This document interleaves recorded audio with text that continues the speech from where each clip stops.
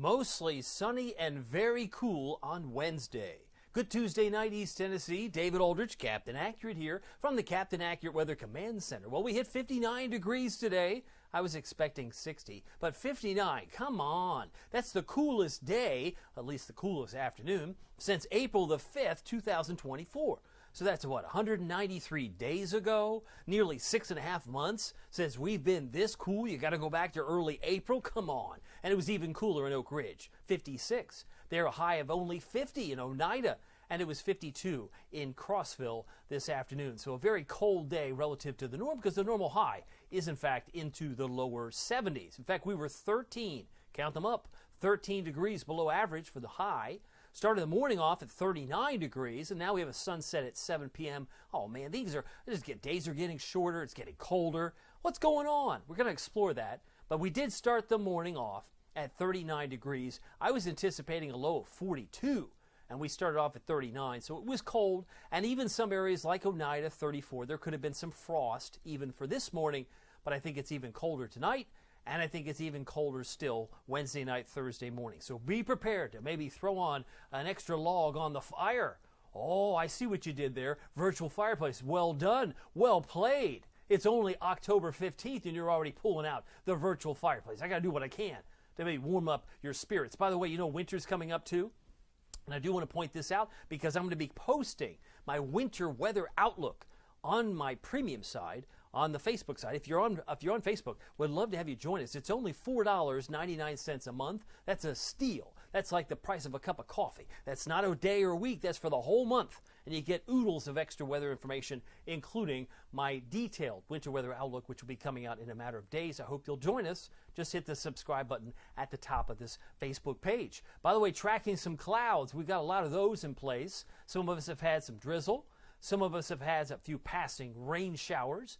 And it wouldn't surprise me if we get some mountain flakes or some sleet thrown in for good measure based on higher elevations above 4,000 feet. Meanwhile, the ultimate Doppler radar presented by your local Marco's Pizza shows still some showers between La Follette and just north of Clinton. We have a few rain showers there in Scott County, and we have some of those teal-colored counties. I'm looking at Bell County, for example, that refer to freeze watches. They're most concerned here in Bell County. 17th, yeah, that's Thursday morning. So there's going to be some cold air tonight, no doubt, but they're also concerned that we could get below freezing in Bell County, for example, heading into the next 36 hours or so. But we keep an eye on that for sure. This is a review over the last 8 hours. You can see some of those showers that have dropped down from the northwest, and now they're finding a home, I should say, in the higher elevations. By the way, if you're hungry and you have not had some dinner, Marco's Pizza, did you know they deliver? Check them out, marcos.com. They're at Hardin Valley and Farragut. They got locations in Maryville and Fountain City. And if you live near or around Halls, Oak Ridge, Middlebrook Pike, or Ebenezer Road, you might want a magnificent pizza for less than $10. It's called the Magnifico. Or maybe you're hungry for a Pozzoli. They're good anytime. They're great for lunch too, for less than $6. For a limited time, check them out. The pepperoni and sausage, I must say, is quite filling. But it's a very good meal if you're looking to grab something tonight. Meanwhile, you can see that the blue shaded counties cover pretty much the entire Commonwealth of Kentucky. Frost is still a concern there. And you might be asking yourself, why aren't we under a frost? Well, I think the thinking is, the calculus might be that the clouds are going to stick around, that we'll get cold, but maybe not cold enough for the frost to really take hold. But with clear skies tomorrow night into Thursday morning, then there probably will be a widespread concern for frost. But keep in mind the coldness will be present, and I do think we'll go from mostly cloudy for the evening to partly cloudy overnight. More freeze concerns in purple for Missouri, for Kansas, and throughout the Ohio Valley. Here are my headlines for tonight. Patchy frost tonight. Oh yes, it's still possible. Very cool sunshine again tomorrow. Tomorrow's high will be lucky to hit 57. So wait a minute, we were 59 today. It's just 2 degrees cooler. I know.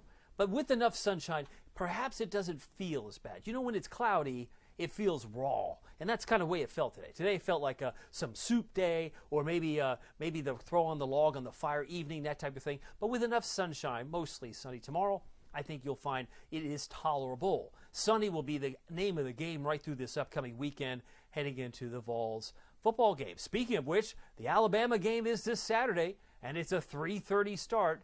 I've been kind of flirting with 70, 71, 70, 71. At this point, I think low 70s may be more obtainable, and I think by halftime we'll still be in the upper 60s to near 70, but should finish the fourth quarter around 66 degrees. Both teams are 5-1. Sunny day, sunny evening, or it's a clear evening, I should say, till 7 o'clock or thereabouts, flowing before 7.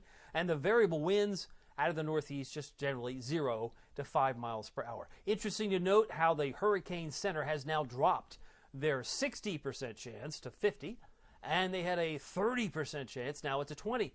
So it says to me that the confidence of Puerto Rico enduring maybe a tropical storm named Nadine may be waning a bit.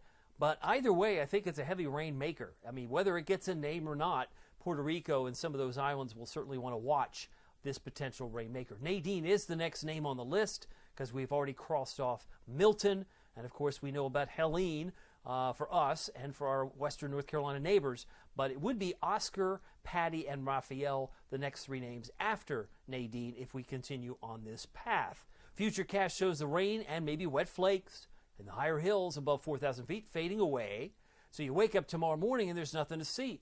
It's basically cleared out, but awfully cold enough to see your breath. We still have some flakes maybe in West Virginia by Wednesday afternoon and some raindrops there, but high pressure, another round of it. This big ridge of large-scale sinking air keeps the cloud formation at a minimum, so we keep blue sky in place not only for Thursday, not only for Friday, but Saturday, Sunday, Monday as well. And I think it's still mostly sunny going into Tuesday. So if you're looking for rain beyond what you get tonight, it's going to be slim pickings. By the way, you might get some fog if enough of those clouds break, and this would suggest maybe over toward Jamestown, 615, Gatlinburg, maybe Cosby, some patches of fog for the foothills. Monticello would suggest maybe some patches of fog there, but it doesn't look that pronounced for the valley itself here, but some of the outlying areas may actually have some frost. They might have some fog.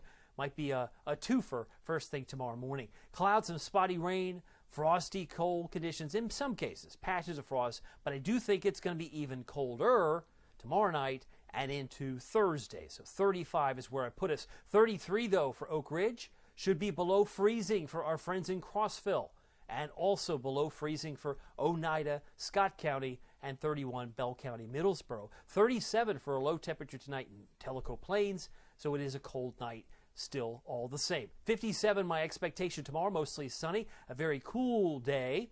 But keep in mind those winds, especially in the afternoon, should be moving out of the north 5 to 15, so it will feel a little breezy, perhaps at times. Only a high of 55 if you're in White Pine, Talbot, Russellville, Jefferson City, 56 for Dandridge, Newport, Sevierville, 53, about 57 for Seymour, South Knoxville, as well as Kingston, 58 tomorrow, and 55 in Crossville. So a very cool day, no doubt, getting around that. Here's your Captain Accurate Weather Authority forecast for Knoxville, East Tennessee. If you're yearning for a warming trend, that warming trend will not begin until about 9 a.m.